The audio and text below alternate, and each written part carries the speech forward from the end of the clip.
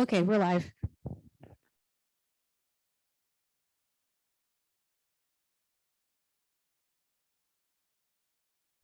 Sorry, I was muted.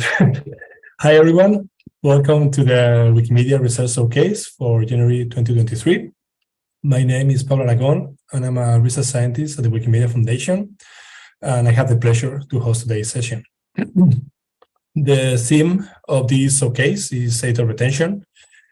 Wikipedia and other Wikimedia projects exist because of editors who daily contribute as volunteers to the inspirational vision of searching the sum of all human knowledge.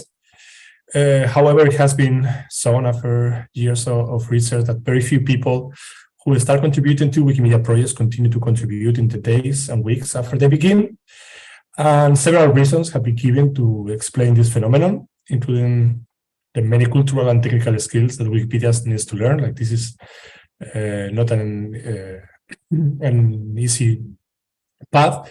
And that's why committees in Wikimedia and also teams in the foundation devote significant efforts to retain new contributors to Wikimedia projects. In the case of the Wikimedia research community, scientists, as I mentioned, have examined this issue for years. And we have seen that recent works have been published with approaches to measure community health in Wikipedia communities, and also to other works to predict the departure dynamics of Wikidata editors. I should say that we originally scheduled talks by authors of these two works, but sadly one of the authors was unable to join us due to a last-minute emergency. So we will have one talk today, but we are very pleased that this talk will cover a very exciting topic around the dynamics of the departure dynamics of editors in Wikidata. This is a talk that will be given by Guangyuan Piao, a research scientist and assistant professor in the Department of Computer Science and International Engineering College and Hamilton Institute at Maynooth University. His research interests include recommender systems and user modeling, including Wikidata editors. And well, we only have one speaker today. We have several colleagues from other teams at the foundation in the room with us so that they can participate in the Q&A. They are Morten Guangyuan. Welcome, Morten. Morten is a staff data scientist at the product analytics team supporting the growth team. And if you want to give us some explanation of the work that you are doing there. I can give a quick introduction. So, hello, everyone. I'm Morten Guangyuan. As Pablo said, a data scientist at the product analytics team at the Wikimedia Foundation, and also a longtime Wikipedia researcher. I've had the joy of presenting at this showcase a few times before. And I support the growth team at the foundation, and I've been doing that since I joined the staff. So it's been about 4 years now.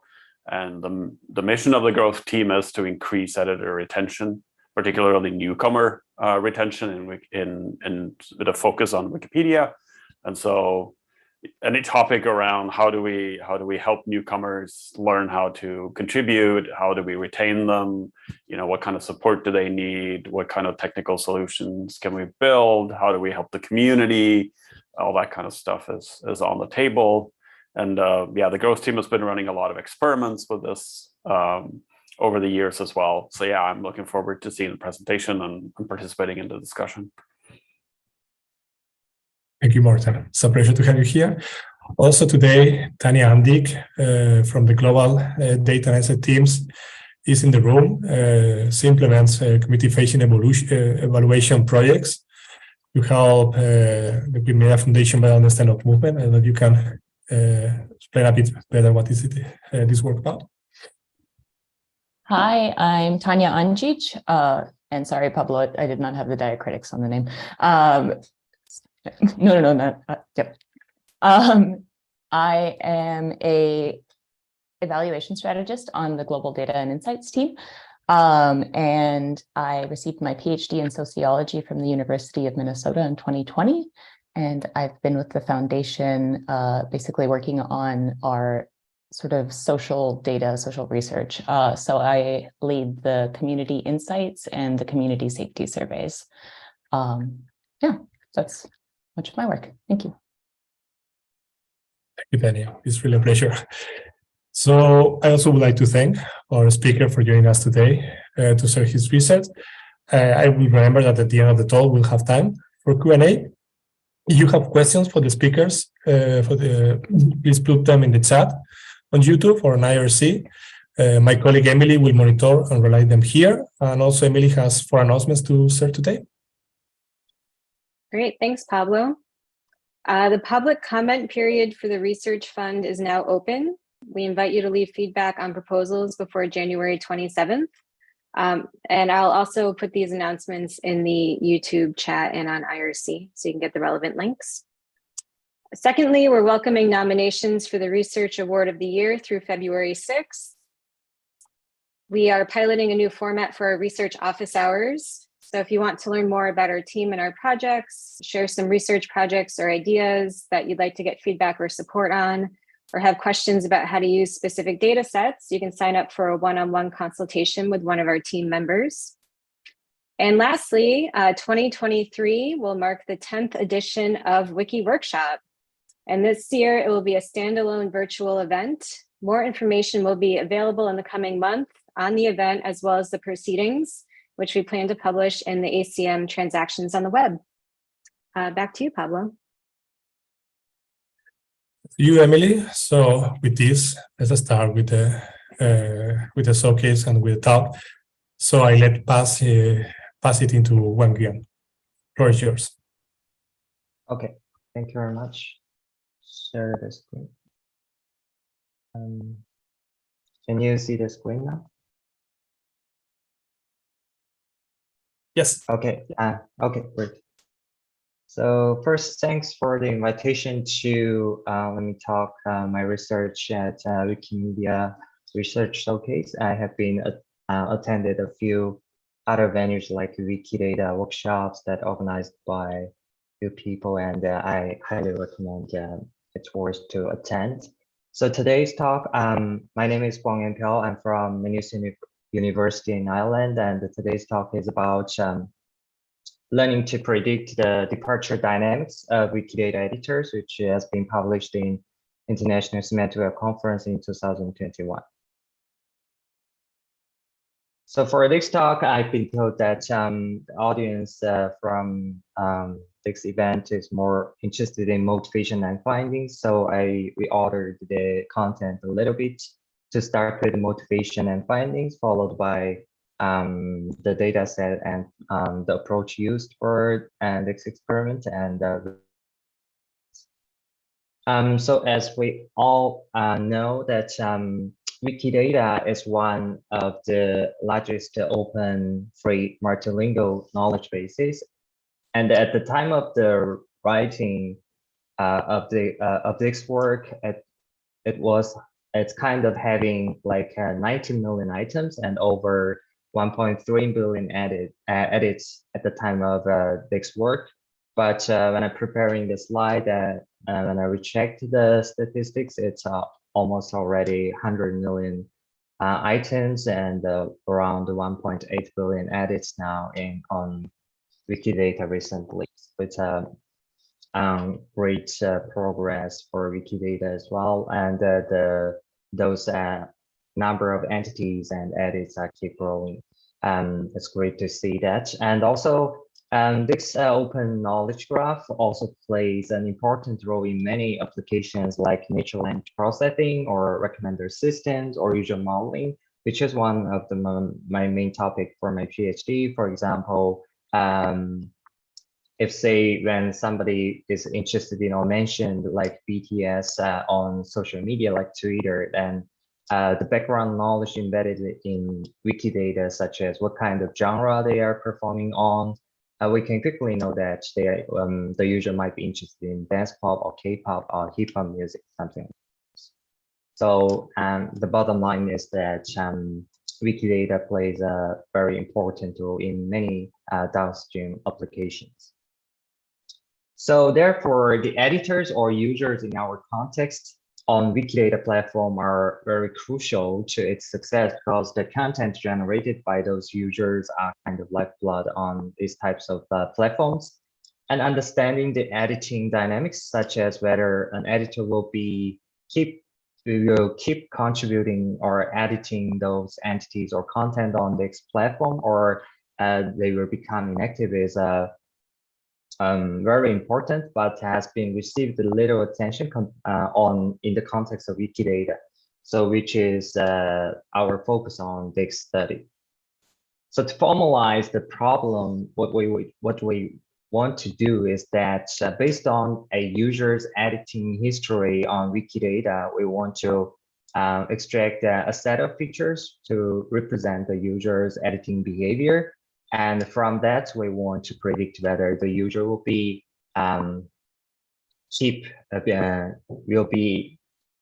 active in the future or will become inactive. So first things first, for findings, in this work, we investigated 2 different types of features, which has been investigated separately in previous similar tasks or in the one type is statistical features, which means that we're trying to get some statistical information within a certain period. For example, the total number of edits in the last 1 month, or the distinct number of edited entities in the last 3 months. It's these kind of statistical features.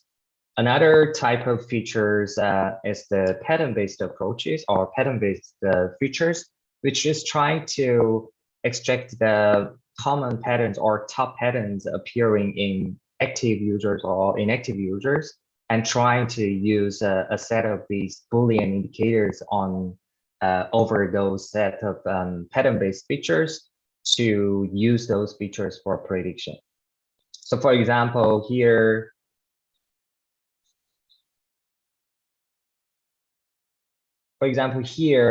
when we say RNCB for a pair of entities that the user consecutively edited, so I1 and I2 are consecutively edited entities, then R means that I2 is a re-edit of a previous entity that the user has been edited before, and indicate that the I2, the entity, is a normal entity starting with Q on Wikidata.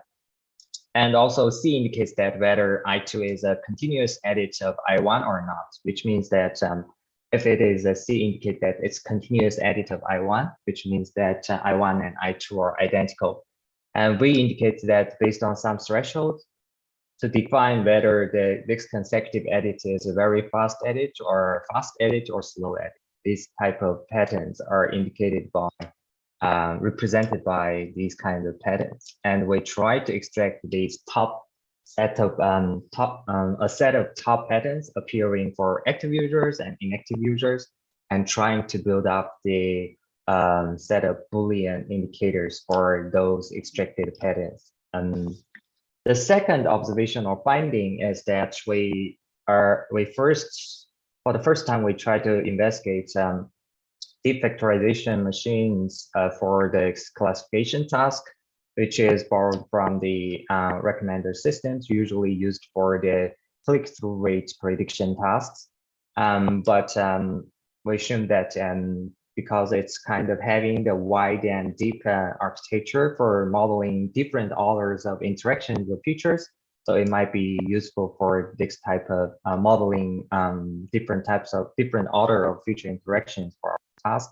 So we found that DeepFM model combined with the features that mentioned above performs best compared to other alternatives or adapted approaches from similar tasks or in the context of Wikipedia. The data set we used is Wikidata dataset dump from until the end of 2020. And as we are interested in normal users, we excluded the edits from anonymous users and also bot accounts and administrators of Wikidata based on open bot and admin lists.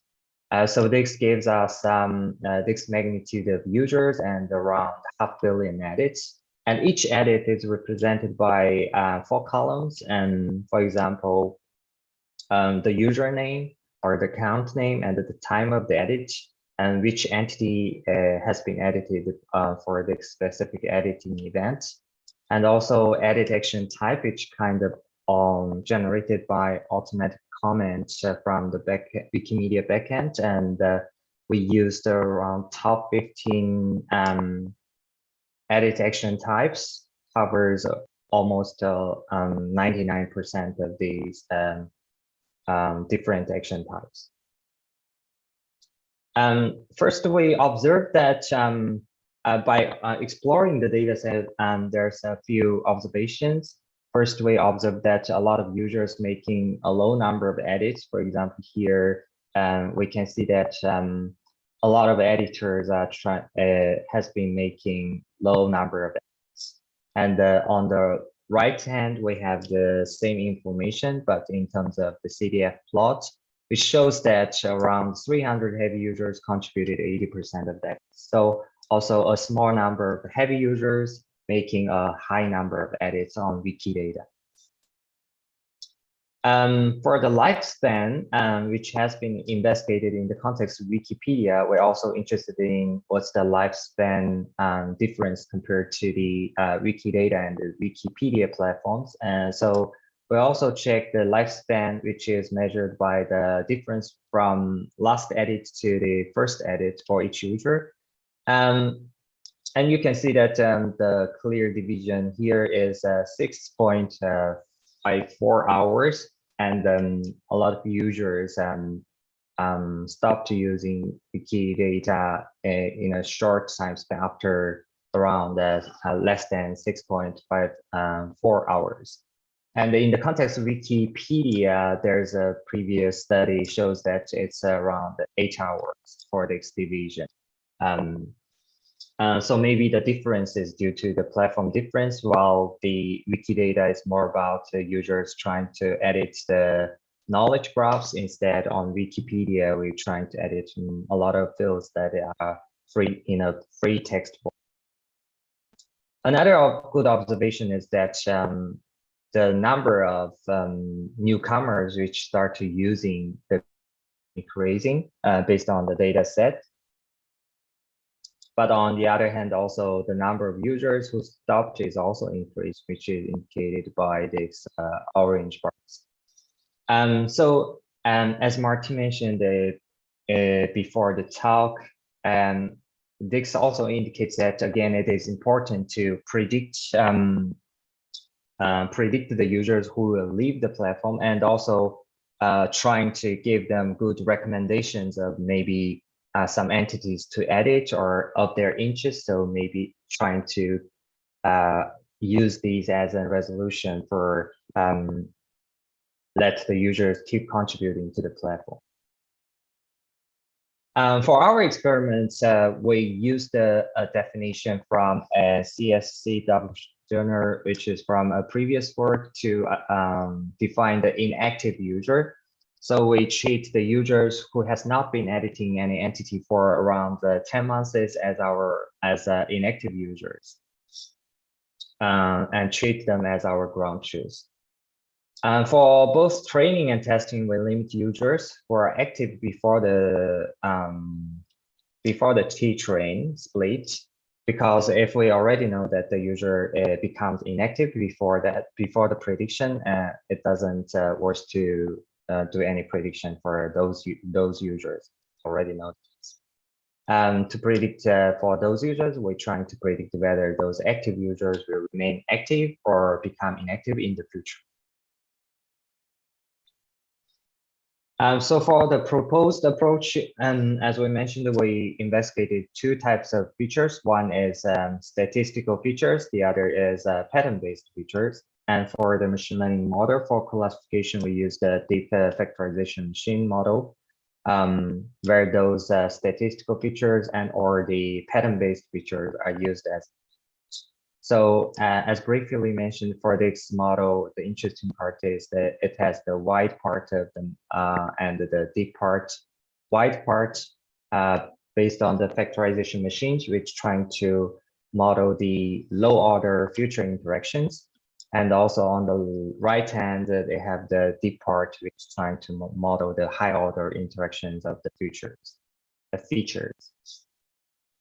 For statistical features, it is kind of a set of statistics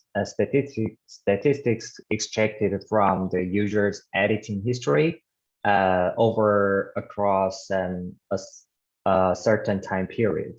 So for example, the total number of edits or distinct number of edited entities, or the number of days between the first and last edits. And we have also used different time periods in different magnitudes, try to extract those features in those time periods. For pattern-based features, as mentioned, in order to trying to extract the pattern-based features, we extract the pattern-based features from the chronological sequence of each consecutive pair of edited entities for each user's editing history, and trying to mine the top appearing patterns for active and inactive users or classes in our context. So essentially, we use the top 13 patterns for both classes, active and inactive, and the active class. And this can be also extracted with different lengths. So this can be treated as a length of 1, but you can also extract those patterns with different lengths, and we use the length of 1, 2, 3. So in total, we have top 13 patterns for both classes and active classes, and multiplied by the number of different lengths to get the 78 features. And these features are kind of binary features to indicate that whether this pattern, whether from a user's editing history, this pattern exists or not.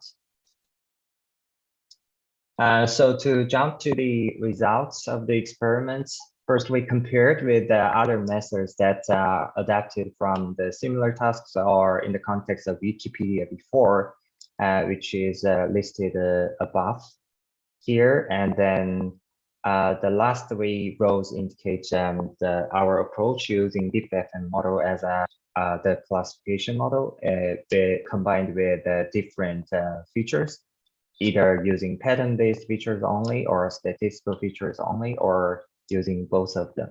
So when either set of features has been used, we can see that using our statistical features performs better than other alternatives. But more importantly, it's interesting to see that using statistical and pattern-based features, the performance boost is significant compared to using those two, each of these type of features separately.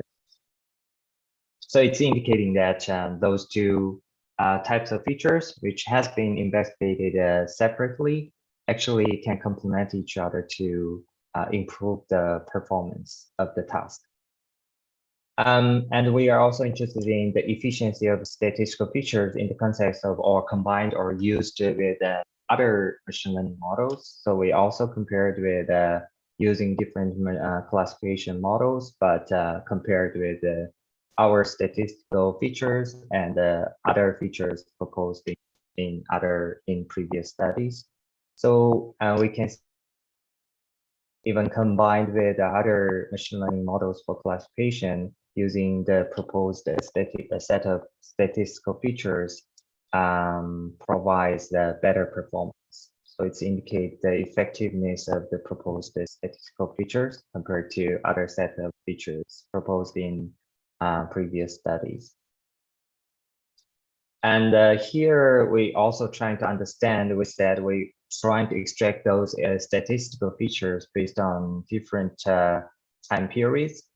So we're trying to understand the importance of periods. And we have in total 10 periods indicated by here with the unit of months.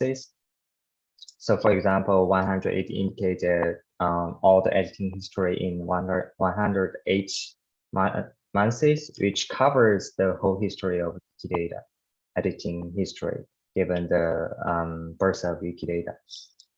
So as we can see, when we're adding more statistical features extracted with a longer time period, the performance start to increase. But the big jump here is contributed from considering the 4 months previous editing history to when we are considering users editing history over the last 1 year. So after that, we can see that the performance gain is kind of manually increased. So we know it shows that the last 1 year's editing history plays quite important, extracting those statistical features to achieve the reasonably good performance here. And in order to try to understand the importance of each feature, we also try to remove each feature at a time to see that when which feature is removed, the performance decreases the most. And it turns out, and the figure shows out here that when the number of total number of edited entities in the last certain periods removed, the performance decreases the most.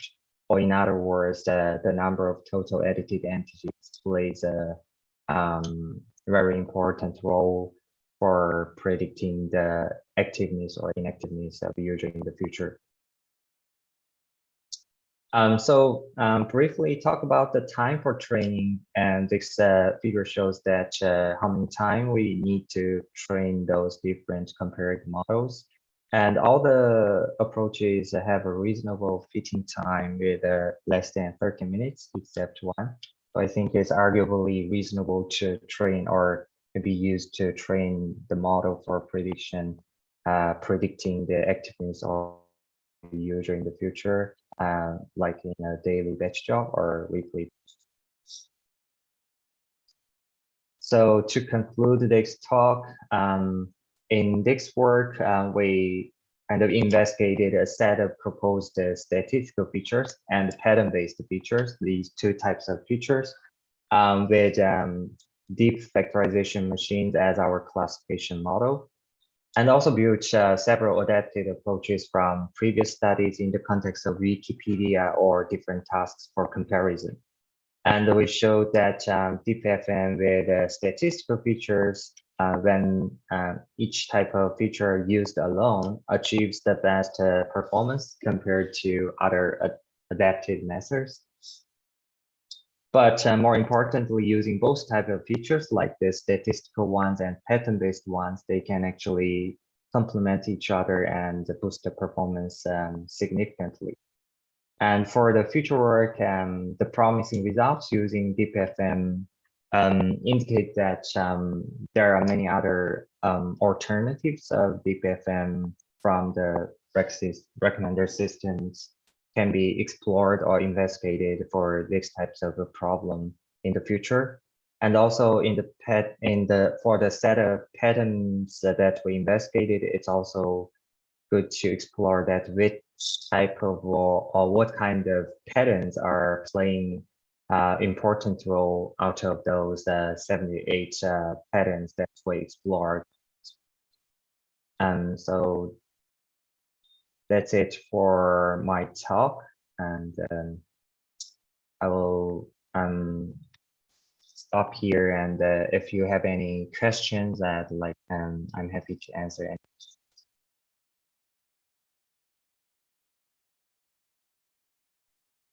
Okay, well, thank you, Guangyuan, for your talk. I can imagine like many questions from all the relevant pieces that you have presented.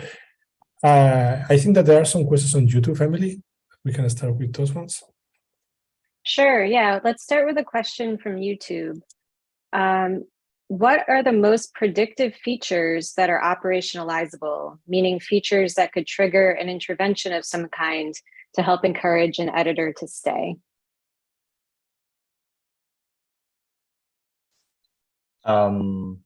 So which features are most important in terms of the prediction accuracy? So as shown in for the statistical features, as we mentioned, the kind of this the number of the total number of edited entities in those periods kind of which are contribute the most for the prediction accuracy. For pattern-based one, as we mentioned, future work, it might be worth to explore in more detail about what kind of patterns are playing most important roles of those pattern-based.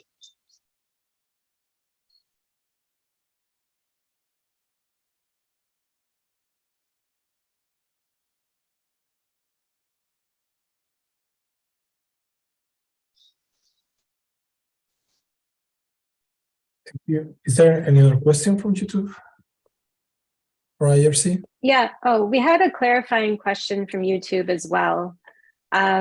So in your paper on page 14, you describe which feature contributes the most to the classification performance as the number of total edits in the last months. So it sounds like the best predictor of whether someone will leave is whether they've already left. So can you clarify what you mean by that?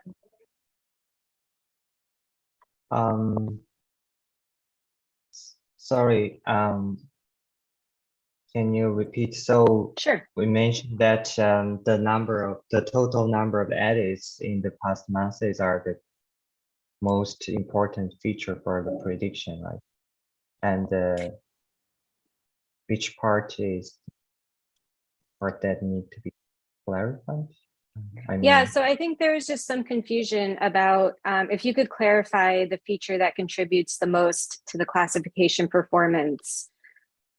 So what is the best predictor of whether someone will leave? So could you just clarify that part of it? Yeah, I think it's indicated by this figure here is the total number of edited entities.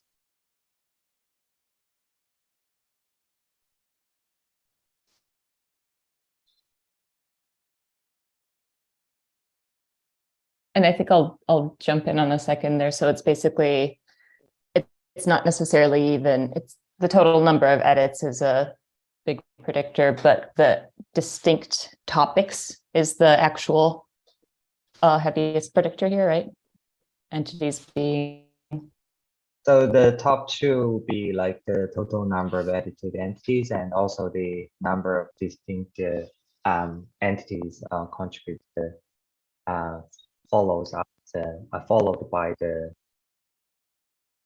total number of edited entities. So those two are kind of top to contribute among the statistical features. But for the pattern-based ones, as mentioned in the future work, need to be investigated more in detail about what kind of patterns are important for prediction. I could try to maybe guess a little bit at the intentions behind the question. I'm wondering if there's, so that number of distinct entities that are edited, that's up to a point in time, right? And your model is trying to predict after that point in time whether the editor returns. Yeah. So the distinct number of edits are also measured by the kind of in the last 1 month or in the last 3 months based on the periods here.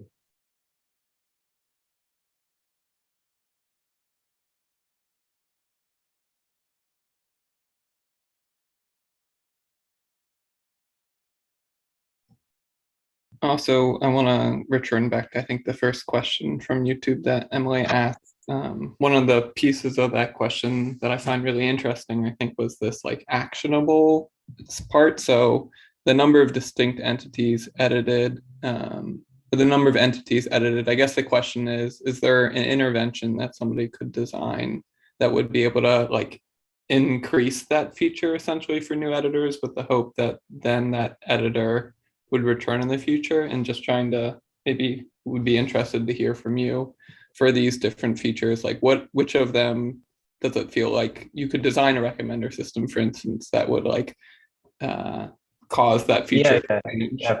yeah, probably that makes sense. But yeah, as I mentioned in the talk, at the beginning of the talk, maybe if we can predict whether the user will become inactive, and as Martin mentioned, that he has been working on the recommending useful entities or entities of the interest for certain users.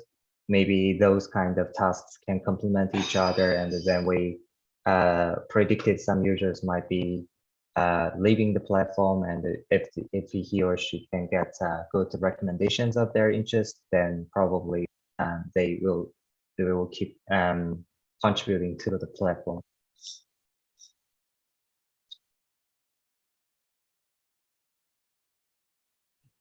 Interesting. So maybe to summarize, you're thinking of this as like a way to maybe identify users for interventions, not necessarily to use the model to intervene. Yeah, the way to identify, like, hey, here's an editor who maybe if we kind of provide some more personalized edits or some other forms. Yeah. That could be the possible things to try.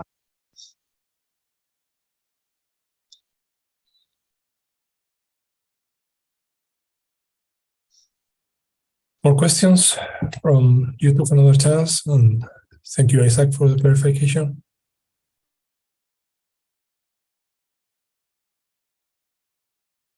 We do have one more question from YouTube, which is whether you've studied interactions in addition to edit count. Interactions means what kind of interactions? So it's a kind of interactions between editors, I guess, or is that right? If the interaction means the interaction between users or editors, yeah, for this study, we didn't consider that for extracting the features, but that also kind of good resources or data to be explored.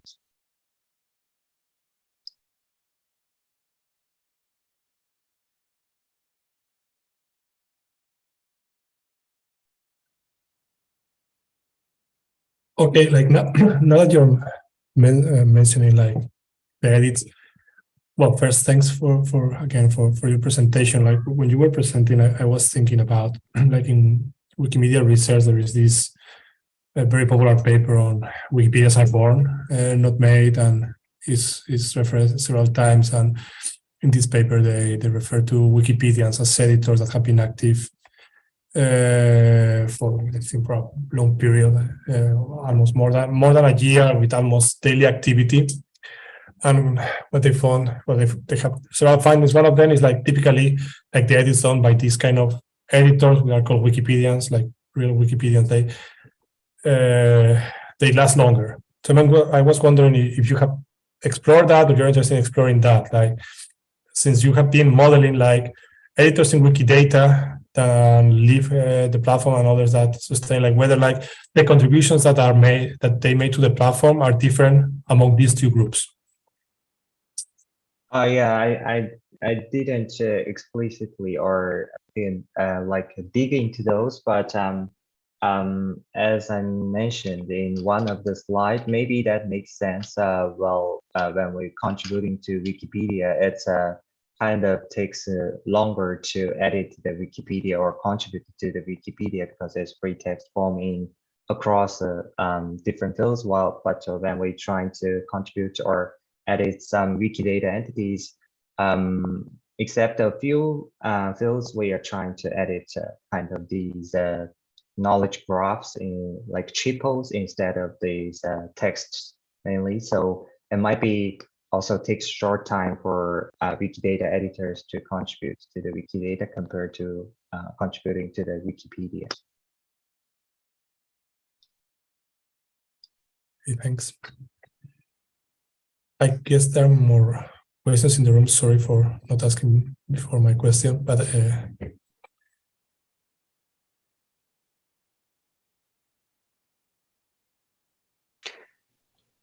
I could ask a question, if I may. Sure, let's go, Martin. Yes, thank you very much first for your presentation. Very interesting. In the way you modeled it, you treated the editing behavior as someone who edits and then stops to edit. Have you also observed cases where editors return, like they resume editing after some time that they were inactive? And if yes, Yeah. if you have any predictions or ideas, what contributes why someone, like how one could motivate that perhaps to return after some period of inactivity, like what could be the reasons and maybe how to increase that perhaps. Yeah. So I didn't look at that part, but the one of the reference I mentioned in the CSCW journal, well, we borrowed the definition of inactive users, and they come up with the kind of definition to define around 10 months as the threshold for defining the inactiveness of user. Well, if they didn't come back within this amount of threshold months, then we treat them as inactive users. And I think it's also kind of a comment I received. So they trying to understand whether this kind of threshold should be makes the labels that we, the ground truth labels that we define should kind of stable. And so we also tested if it's too short, then the labels might be changed because, as you mentioned, some users didn't edit for a certain time and come back. But when we dig into the details with this threshold, that turns out the majority of the labels are stable. So means that there's very small cases that this might be related to worse to mention.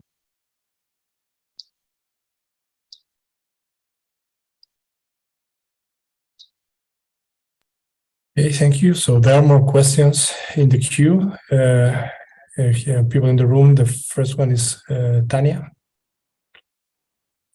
Hey, thank you so much for this. It's super interesting. I read the paper earlier and the presentation is even more fascinating. Well, in part to the question that was asked on YouTube about interaction, I'm wondering, so I actually do not know much about this form of modeling. I'm wondering if it had been also a question about whether it's possible to do an interaction effect within the model. So, and was that maybe what Leila had also wanted to ask? Yeah, okay. I think I think it's also might be intuitive to think about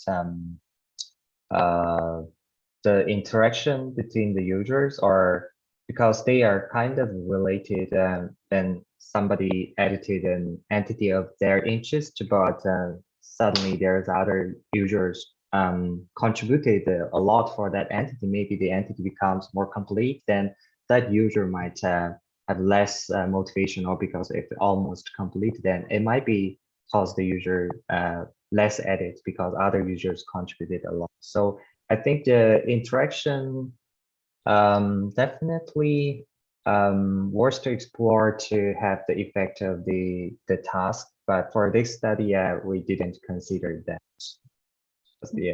The data set scale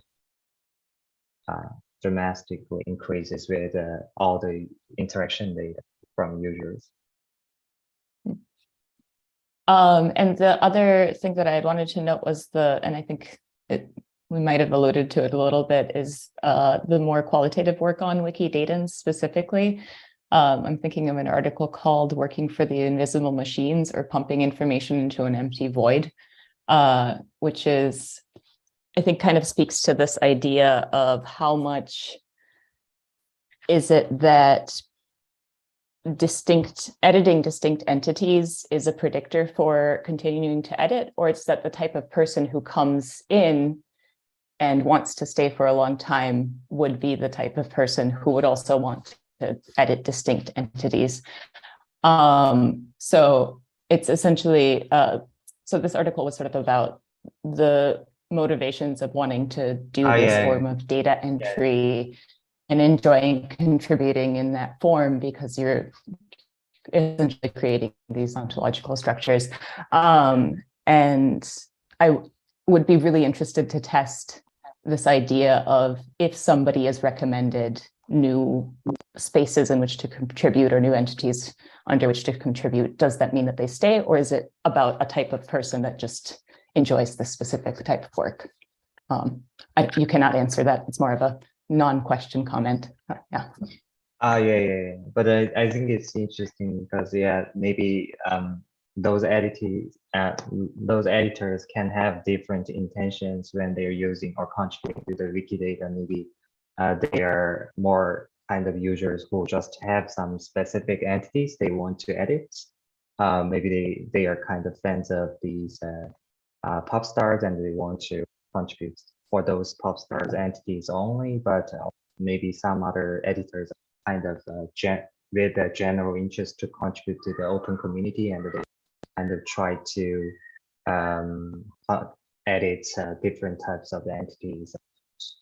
I think that kind of intentions from different users might be also from kind of different aspects to explore this kind of.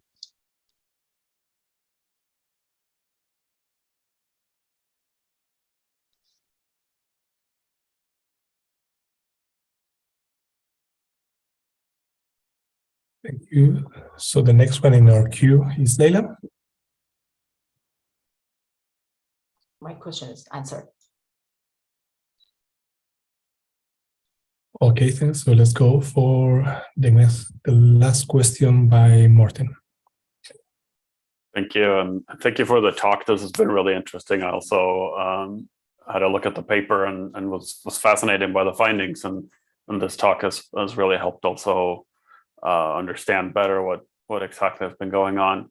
I think one of the areas that I'm kind of thinking a little bit about is the kind of like practical applications of this model. And I love that you have the slide up now with the the definition of the inactive user, because that's a little bit of what I'm curious about. So this time span of like almost 10 months is pretty long, and I was also thinking when we were chatting before the talk started that you mentioned that you studied all other communities as well, and so I was kind of wondering, I was thinking from a community perspective, it might be more, they might be looking more at, okay, can we predict if someone is going to be sticking around for the next week or the next month or some kind of relatively short time period, and then try to take action based on that. And I was wondering if you had tried different time periods and kind of have ideas about how that would work. I investigated different periods for the thresholds to find out whether the ground truth labels defined by this threshold is stable or not, but didn't use these ground truth labels with a different threshold for test about the results. Yeah.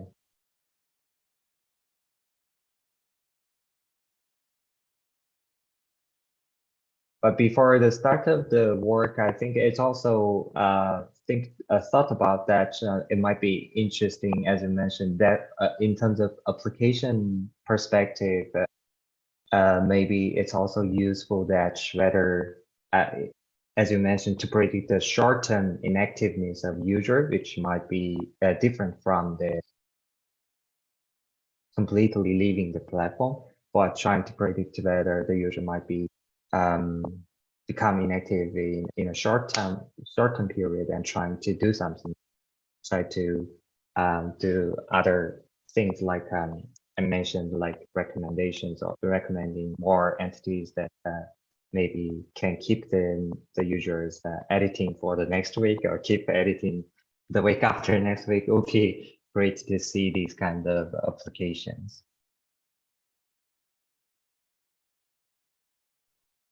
Well, thank you. And yeah, I think you're bringing a really interesting observation there. It's something that we also come across when we're starting to think about people leaving. Like some of the research that I've seen around Wikipedia is that some people will go on a wiki break, and it might be, a month, or it might be several months. And so these shorter time spans, it's not really about leaving the site. It's more that they're inactive for some period of time, perhaps. And so this longer time span kind of like very clearly defines that they have left and they're not coming back. Yeah, I agree. Yeah. I wonder too around that, with Wikipedia edit retention or editor retention, I think we often assume that the editor, like that wiki is their home wiki, right? And that like when they're make their first edit there, they're a newcomer to the like act of editing within Wikipedia. And I wonder with Wikidata whether that assumption holds up as well, or whether we should be thinking about some of the dynamics between them editing Wikidata and then maybe they came from Wikipedia, or maybe they go to a Wikipedia then after that. Yeah, that's interesting question. I assume it wasn't part of the model, but yeah, I wonder for Wikidata if that's something that, a further class of users essentially. Yeah, I understand. Yeah, I didn't look into that, but that's might be worth to explore as well. It may have it has also the same phenomenon. But is there any study that explored that are those edits, like the personal page edits, are kind of have the big portion of the edits, or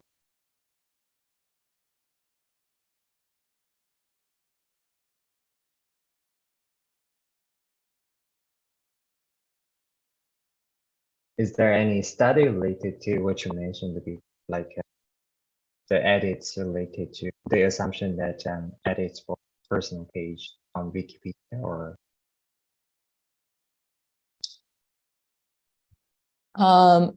I don't think this article talked about that. So I think there's two framings here: is the personal page edits and the shift to another wiki.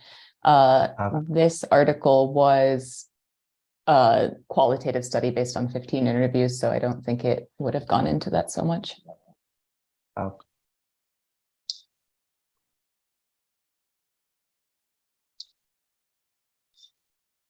And apologies for anybody seeing that out of context. Isaac asked if it had been referenced within this paper.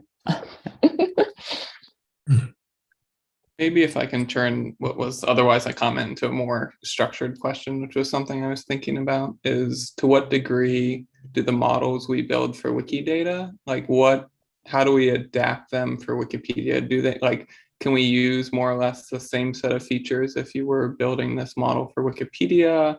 Or do you use a completely different set of features? And obviously I know you have, this is all speculation, but I'd just be curious for your thoughts about that. Yeah, I think for the feature sets, basically a lot of features are based on, because in terms of the departure dynamics on Wikipedia, there has been quite some studies on this topic. So as I mentioned, for these adapted approaches, and those features are kind of have some overlaps of the features, and also for the pattern-based features are completely, those set of patterns are completely based on the a study from the same task on Wikipedia. So I think definitely those two can be the set of features that we mentioned that can be transferred between those.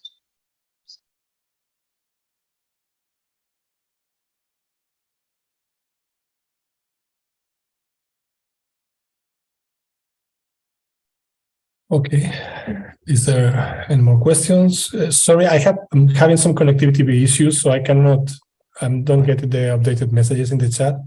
So I'm not sure if there is someone else in the queue.